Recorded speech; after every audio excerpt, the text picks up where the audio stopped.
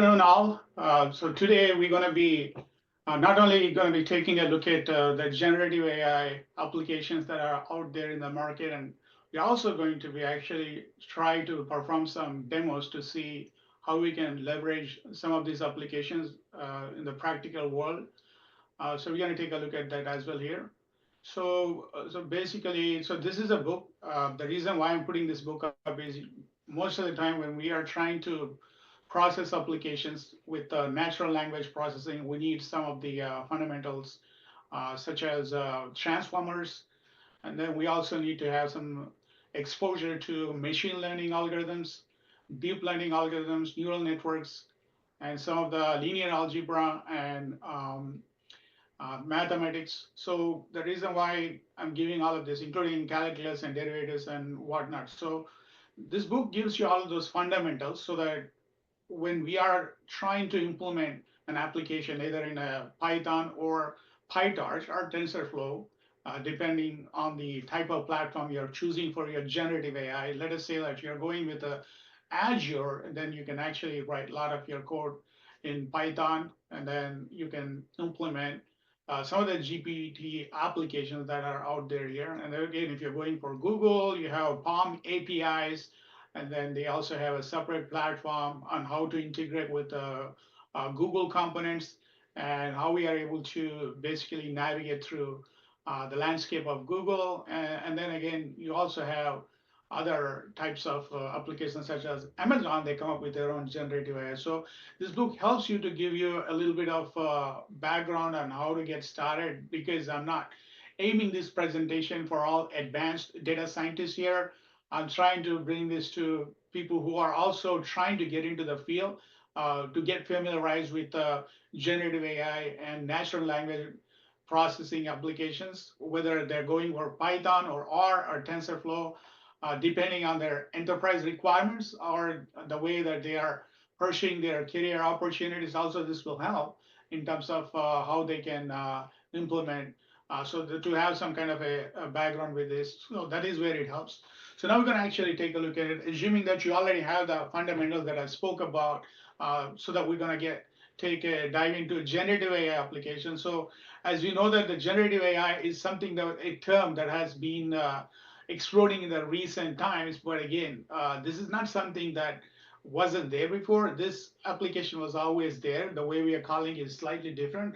And the reason is we are scaling up with so much large language models that we are putting this against in terms of how much of data we can process, how much information we can retrieve, and again, how much type of vectors that we can build, vector databases and vectors to process this application. So that the scalability has significantly increased from where we actually started from the earlier types of large language models. We call them large language models now. They were just a natural language processing machine learning models that we have that can pretty much help to build some interactive applications so we can exchange the text so for example, like we're going to take a look at each type of application briefly. So before we get into some sort of a hands-on here. So the way that generative AI has been moving forward, it has galvanized several industries in terms of how they can actually help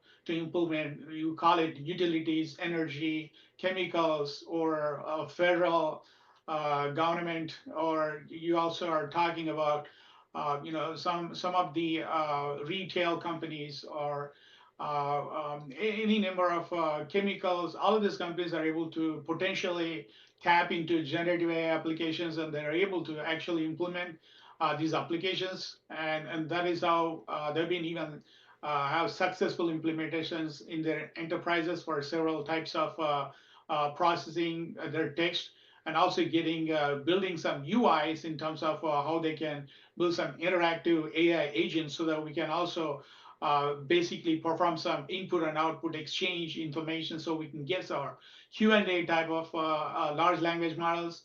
And then we can also have different types of generative AI models that provide us knowledge-based articles we need to go through, and also if we want to perform research, we can also perform a lot of research with. So we're going to take a look at how those types of applications we can leverage. But for now, I'm saying is that basically we are able to implement this for a number of industries, and they have been pretty successful in many of the industries, including healthcare and all of the other types of industries we spoke about earlier. So the reason why we are able to achieve so much of scalability of the large language models is mainly because the computing power has significantly increased, and we are seeing an incredible amount of scalable processors like GPUs and CPUs, and then Google has come up with their own TPUs. So much of large infrastructure has helped for us to be able to define some number of parameters. So we have large language models, so we can scale our input and output and number of tokens we can process in terms of how much information we can feed in and how much information we can get out of this particular large language models. So that is the reason why we have so many huge the parameters. So for example, like we see GPT when it was released, it has like a 117 million parameters, and then later the next year already it has moved to 1.5 billion parameters. So that the scalability is just almost doubling up each year. They're coming up with a version. The same way the actual CPUs and GPUs are being able to generate some amount of data that we have not, the likes of we have not seen before, and that is only because of the large scale infrastructure we have. So the rise of internet has given us large computing processing power in terms of building some supercomputing clusters and able to process this. So we see like the artificial intelligence has been mentioned in several papers through 1940s all the way through 2010s. We're just taking a look at the way that in wartime, like Alan Turing has to release some intelligent machines to decrypt some of the cryptographic algorithms to be able to decode the messages that have been exchanged, and that was the requirement. So everything has been basically driven through some requirement. They kept on building applications from time to time, and then that is how people have been able to advance these type of applications. So now, and not just the way the scalability has increased, also on the deep learning and machine learning side, we also have seen number of neural networks, and we also have seen some of the type of applications that help us to achieve this type of scalability. So because we were just going through Bayesian neural networks before, the Bayesian way of handling is not like we can process some thousands of layers of neural networks. So it has been not, but it has been remarkable in the recent times where we are able to process like thousands of neural networks with something called deep learning that help us to perform large data sets and provide some significant results from these type of training of neural networks. So that is also, we also are seeing some raise on the computing power. We also are seeing some raise of the neural network. So as a combinatory result of the infrastructure plus the AI itself, the way we are handling the design and architecture put together has given us raise to the emergence of new large language models, which was not there earlier. So nowadays we are also seeing like most of the generative AI techniques have been adopted through the deep learning, and then we are also seeing in the recent times both OpenAI and Google have adopted, including Amazon, reinforcement learning techniques for implementing the large language models, leveraging still deep neural networks. So there are it, uh, trying to make it a more decisive in terms of how exactly the large language model operates, as opposed to not just it performs some tasks, but also be able to interact in terms of how the responses are provided based on the tokens that are generated. So if we take a look at the historical generative AI, it all started with something called ELIZA. So this was something created by MIT somewhere in 1964 and 67. So the purpose of this also was based on a requirement. So there was a a psychotherapist, and he wanted to build a chatbot basically to be able to communicate to the patients in terms of Q&A, because they thought like a lot of questions before they actually take up the cases. For performing diagnosis, they have several ways of finding this through the Q&A sessions. So that is how the requirement came up, and MIT was involved in terms of building this application, so which is called ELISA. And ELISA was able to mostly perform some initial diagnosis before they can come to a conclusion. Okay, what is the type of case they're handling here? Whether this is something they need to basically address in terms of how the patient requires the treatments. So they're able to potentially gather a lot of information beforehand before they actually can start the treatment process for the patient. So ELISA has been significant. And this is the pioneering technology in terms of the generative AI, which was an interactive, the chatbot that was built by MIT laboratories. So this also paved way for the subsequent natural language processing applications and a number of intelligent applications that are risen as part of this requirement. And then we already spoke about the recurrent neural networks and convolutional neural networks. We also have another type of recurrent neural network, what we call as a GRU, which are basically the gated recurrent units. So the gated recurrent units perform also large-scale processing of tokens that we can leverage. We can take a huge amount of data and process through GRU units, and then it will basically, so the way they set up some gates, so each gate will perform some action, and then it resets the gate, and then update the gate, and then provide the results for each level. So this is a different way of handling the technique instead of like neuron to neuron. So we have gates here. So that's why we call it as a gated recurrent neural network, also known as GRU neural networks. So now we're going to take a look at, so after the advent of ELISA, the people started exploring more and more into natural language processing, and then we started seeing a huge explosion of transformers in the field, and mostly like the number of parameters have significantly gone up from millions to billions here. So we start looking at Elmo that was released earlier, which was a significant transformer. And then OpenAI launched sometime in 2017 or 18 something called like GPT, which is basically 1.17 million parameters. So then later, the Google has started something called BERT. So the BERT also is a significant step up in terms of transformer, how they process the input sequences of tokens, and then be able to adopt some of the encoders and decoders to process the input and output sequences that can provide the number of results from the natural language data processing.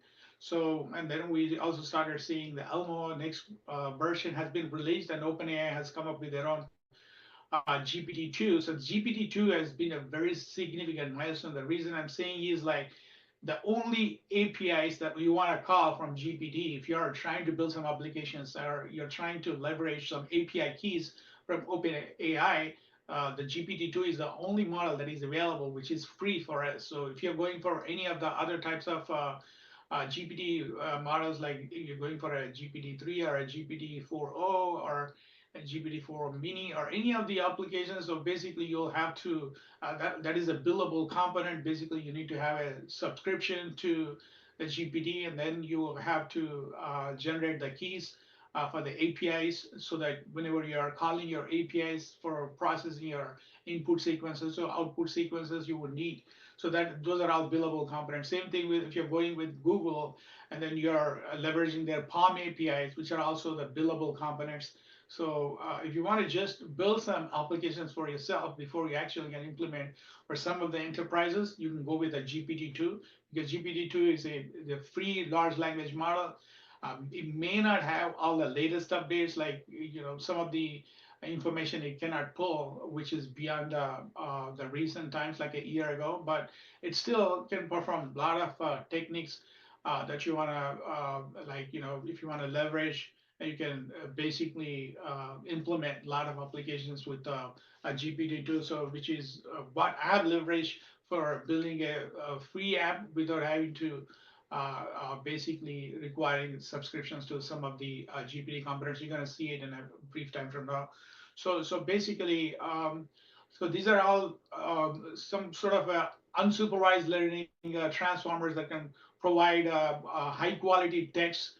It can generate a number of data processing chunks, and it can process any amount of text that we can possibly process here. So we're going to take a look at also, before we get into the GPT, we're going to take a look at transformers from Google. So transformers has released it in 2017. So there was a paper that many of already might have read for hundreds of times before, which is called Attention is All You Need. So this is basically a recurrent neural network transformer. So that is a truly revolutionary approach for building any of the natural language tasks. So that is when a lot of people started looking at transformers. Excuse me. So that is exactly when people started implementing this, and so they are able to successfully retrieve huge amounts of text and process it and provide some sort of results for this.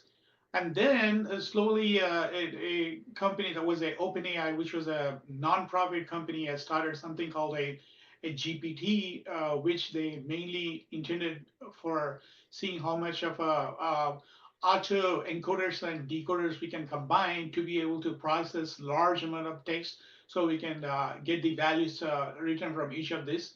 So that is when they started this implementation. And so basically, that is when we have seen a significant movement from the initial transformers released by the Google versus the OpenAI transformers, were significant, a giant leap, we can say, in terms of mankind who has achieved this, because obviously the goal is AGI. I mean, we are not there at AGI, but at least the way that we are seeing it, this is at a commercial scale, not just as a research labs for some sort of a prototyping that we can build, we can actually implement for many of the enterprises which they have been implementing this. So now start taking a look at some of the text. We can see how much of a corporate text that we can process through these large language models. So if you see from starting from 2018 to 2019 and 2020 onwards, so there are a number of applications that have come up. We also spoke about Bird Large, and then there is a Robot A that was also released. And then Microsoft has come up with a Megatron LLM and a Grover Mega. And then there's a T5, and then there's a Digital Bird, also released by Google. And then there is a GPT-3 which has come up, and then there is a GPT-4o which is also just released. And there is a Strawberry for nuclear applications. This is also released as part of a GPT in the recent times. So we can also take a look at that. So here we are seeing already reinforcement learning has been implemented as part of the GPT here, which is actually not something implemented by many of the transformers from the other companies, because they are still on the deep neural networks, but they have leveraged the policies with the reinforcement learning techniques. Again, if you want to get a refresher on reinforcement learning, how to implement some of the algorithms like PPO, or you want to implement some of the other algorithms from reinforcement learning, take a look at my book. I have implemented already. There's a few chapters dedicated just exclusively for the reinforcement learning that can leverage, and then you can implement with these applications. So you can also take a look at that here. So as we said, the GPT-2 is what is free for us if you want to implement some of the custom applications without having to go through the billable component. But it also scans through 8 million web pages in terms of performing the training and processing the text, and then predictability to provide the sequences of text. So, and then again, we have another GPT-3, which is a 175 billion parameter large language model. It is probably the largest in the recent times. And then you can also see how exactly we can process a semantic analysis. It performs a data analysis. It performs several types of applications, including you can build some of the visualization of some charts, and you can build some of the components with statistical algorithms. There's a lot of things you can achieve with GPT-3. And then GPT-4 is where we are talking about the RLHF, which is reinforcement learning with a human feedback, is so basically what we're talking about. Some of the reward models within the GPT-4 have been implemented through the reinforcement learning. So that is where we are seeing this approach. So now we're going to take a look at a generative AI. So before we start, so this is what I've been telling from the beginning. So what we're trying to achieve here is that we want to build some applications, so we need to have some sort of a grasp of mathematics and some sort of a grasp of statistical Bayesian theorem, and then you need to be also exposed to a number of transformers, like we spoke about the all of these bird, robot, digital bird. So Meta also has released something called Llama. So here we are seeing a Llama here. So Llama is another transformer released by the Facebook. So that is exactly where there have been a lot of applications for. So the Palm 2 is basically the Google API we can leverage. If you're building any applications through Google platform, then we can call the Palm APIs, and so that will help us to. But again, these are billable components, so it depends on your requirements. We can go for it. And there are a lot of Instruct GPT, Math GPT, and there's a legal GPT. So some number of applications that have been built for various industries and types of applications we need for some of the processes here. And then there is a Galactica. So we can go through all of this. So basically, you need to be equipped with the algebra concepts like vectors, matrices, and some of the derivatives from calculus, and get equipped with all the machine learning and deep learning algorithms, and get equipped with mathematics, linear algebra, and calculus. So that gives you some foundational layers for you to get started with some of the techniques we're going to implement through the generative AI applications. And again, we also have the deep learning, which we spoke about. We're going for LSTMs, or convolutional neural networks, recurrent neural networks. Are we going to have a gated recurrent units? So any of these applications we can basically implement through PyTorch, or Python, or R, or any of these applications. You can go for it. So that is what we're gonna take a look at it. So again, you have a large scale capabilities of ingesting PDF documents, split them into multiple chains, and then processing them into different embeddings, building indexes on those on top of vector stores, and then we also can query the embedding through vector databases, and then we're gonna synthesize the results back to the LLM, and this is what we give back to our results that we're gonna get from here. But there's also an API, which is a LangChain, which is a very remarkable framework that helps us to achieve a lot of applications. So we can convert the SQL statements into natural language, and natural language into SQL. All this we can achieve through LangChain by calling a number of AI agents, models, chains, prompts, indexes, and memory. And then we can run through a number of applications, so we can get the APIs and the webhooks that we can connect to, and then connect to a number of databases as well. In cases you have databases, you can connect to databases to retrieve the information. You can perform all the SQL abstractions. So that is what we can do. So briefly, this is about Google. We talk about Vertex AI, Palm API. So Vertex AI, Palm API is basically something we can leverage to invoke the LangChain API. So the LangChain is basically connect with a Vertex AI, Palm API, and LLM. So we can process a number of applications through this. So we can generate this through the Palm API with information retrieval through any of the vector databases. And then they have built something called a generative AI studio. And then they have a generative AI APIs. Then there's a model garden as part of the Vertex AI. So this is where we can perform all of these activities through the Google. So, but what we're going to see right now will be different types of applications. So we're going to take a look at. So basically, this is what I built earlier.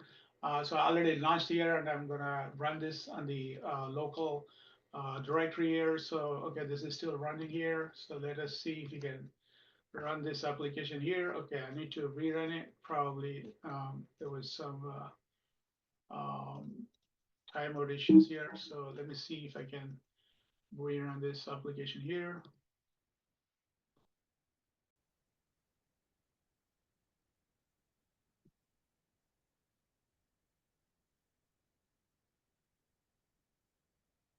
All right, so here our application is running. So this is a huge application, because this is like almost a gigabyte size of application I built, all the programs put together. Mm-hmm. So Mm-hmm. basically, this is leveraging a GPT-2 open model that I'm using with will not require any billable components.